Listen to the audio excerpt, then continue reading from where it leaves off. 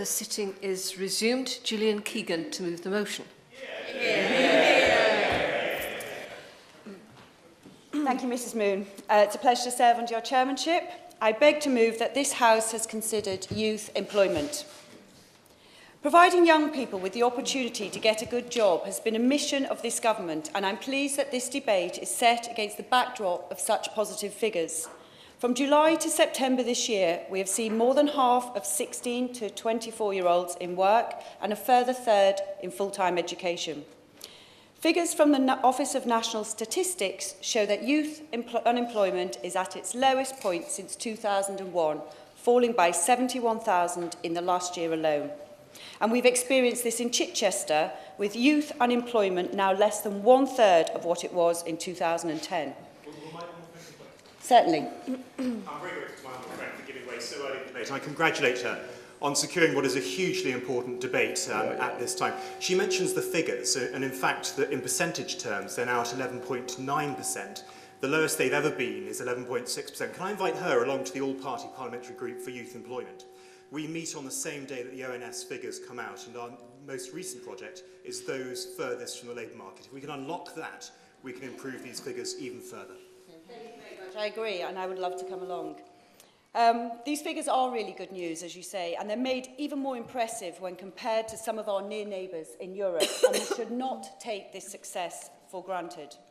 At the start of the last global recession, I was working in Spain. During this time, I saw youth unemployment reach nearly 50% at its peak, and I saw firsthand the devastating effect this can have on young people's lives. I lived in a block of flats in Madrid, and it was difficult to watch as many of my neighbours were made redundant.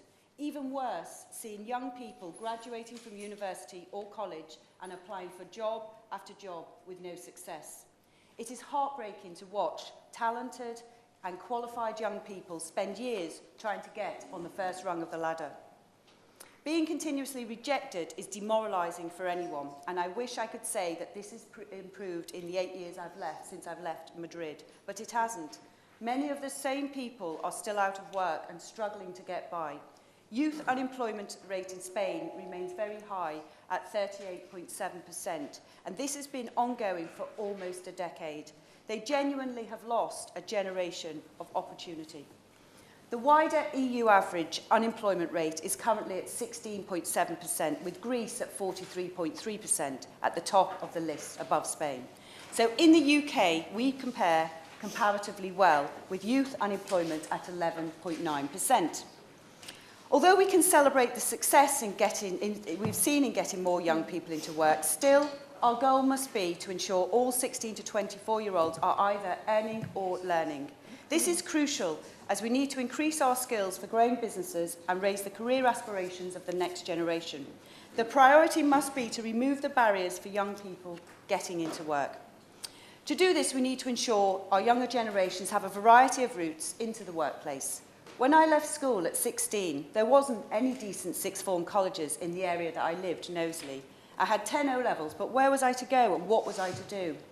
I was fortunate enough to get an apprenticeship, and really I was lucky because there were only 5 places available, and many of my fellow school leavers would have benefited from the wide variety of apprentices on offer today. Yes, I will give you. Just on that particular subject of apprenticeships, one of the difficulties that we face in Northern Ireland, certainly in my constituency, with apprenticeships is that maybe 25 young people will start the apprenticeship, but 5 will finish it.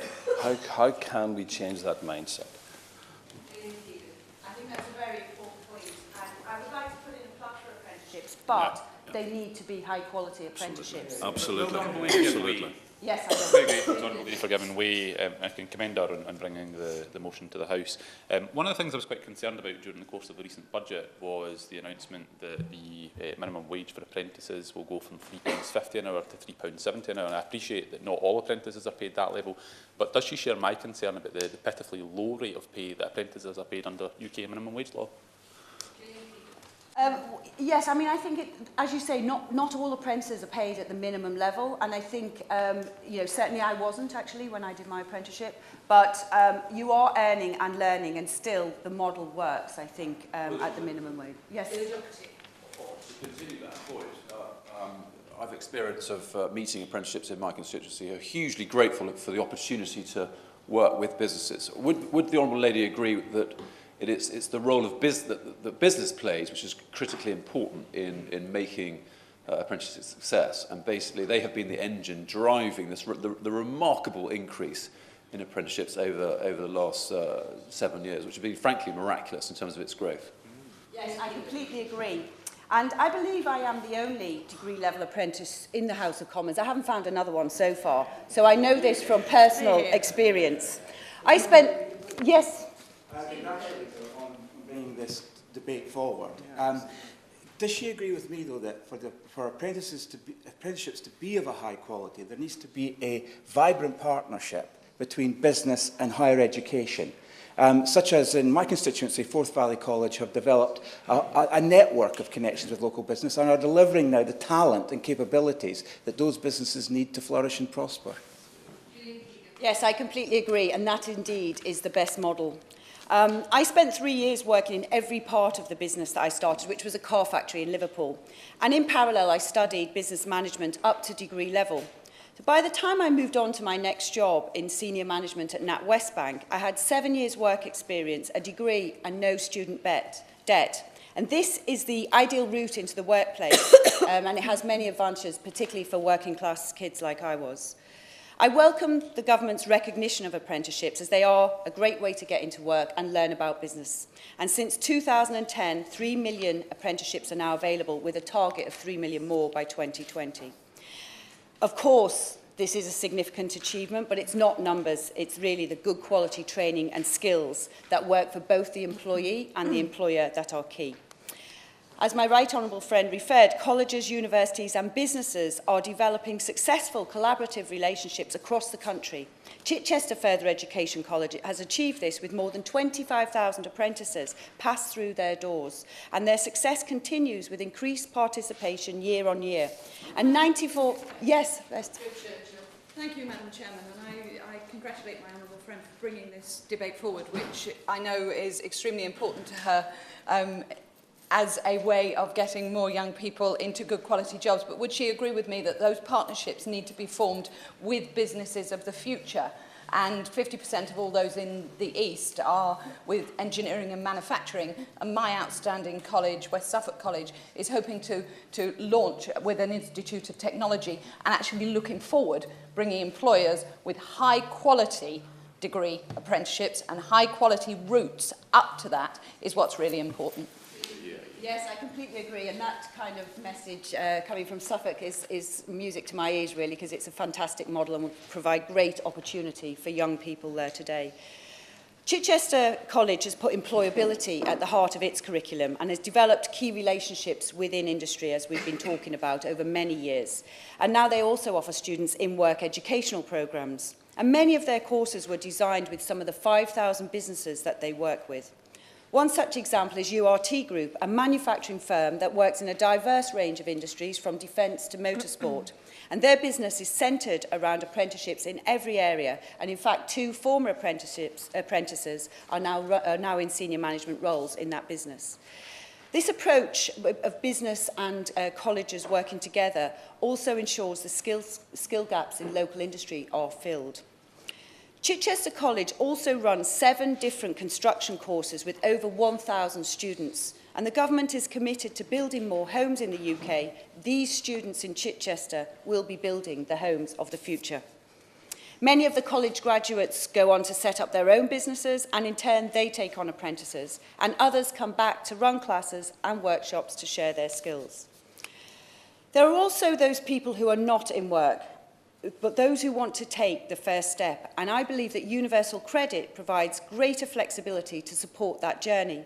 It's important to remember that you can't move up the career ladder until you're on it, and universal credit, once rolled out, is expected to boost employment by 250,000, and importantly, elements such as the in-work progression scheme, part of universal credit, increases expectation and aspiration to seize opportunities to earn more. We recognise that the transition from job seekers' allowance to universal credit has caused some concerns, so I do welcome the interventions by the DWP and the Chancellor to tackle these with the recent announcements in the budget. But across the country, there is still more to do to enable young people to get into work. In the North East, youth unemployment is at 18%, and by contrast, the South East is 10%. And we're also seeing ethnic differentials too, and I would welcome further investigations into why this is the case. Thus far, the statistics show that those who do not attain grades at school are more likely to end up not in education, employment or training, so-called NEETs. Despite 1.9 million more children attending a good or outstanding school since 2010, some young people do underachieve during their educational years, but this should not disadvantage them for life. Yes. I thank the member for giving way and congratulate her on securing the debate. Would she agree with me when she's talking now about statistics that given the welcome stats that we received, I think about 2 weeks ago, regarding the reduction in net immigration into the UK, that if employment stats continue to improve, as we all hope they will, we do need to see a nationwide retraining of our young people to try and fill what may well be a gap if we don't do that emphatically and comprehensively across the nation. Sorry. Yes, I do agree, and as we would say in business, that's a nice problem to have.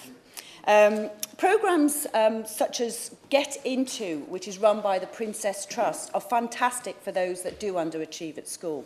The scheme works by getting young people onto a 4-week placement across a range of industries. It provides an opportunity that for many is a vital life chance, with almost a quarter of those in the programme having been unemployed for over 2 years. And many large companies, for example, Accenture, Avato and HP, now offer these young people opportunities to get into the workplace via the Get Into programme run by the Prince's Trust.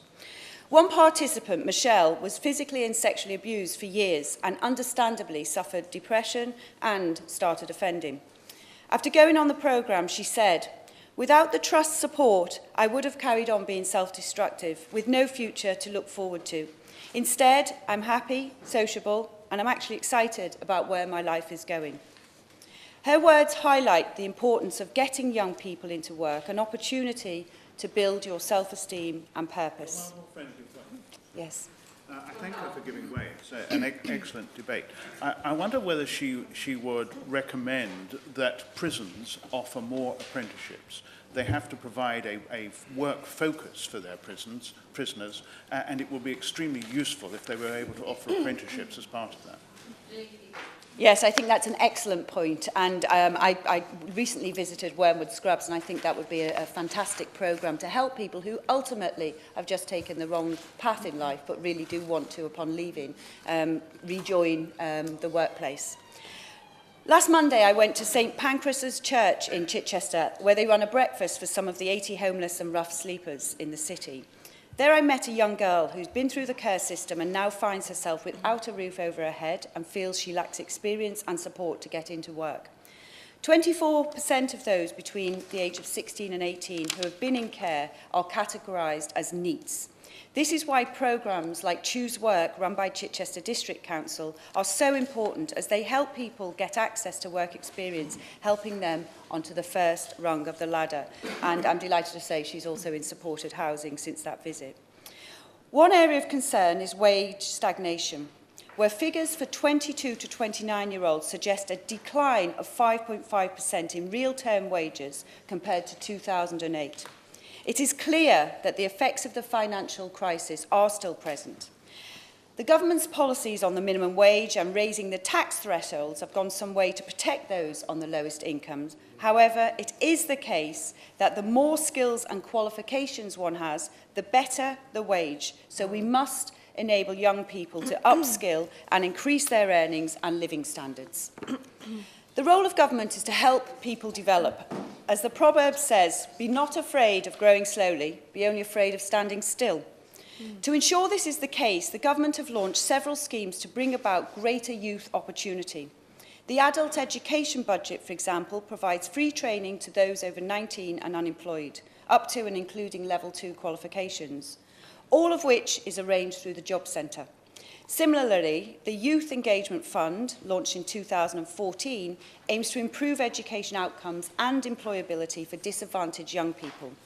And more generally, education is diversifying, with the first 3 T levels now launched, supported by a further £500 million a year once these programmes are fully rolled out. They will provide yet another path to a career for young people. There is more the government needs to do for some groups like those who have a disability. Figures from 2016 show that the youth employment rate is only 38% within these groups. I recently met a constituent whose son Josh has autism, and she managed to get her son on a work experience programme in IT.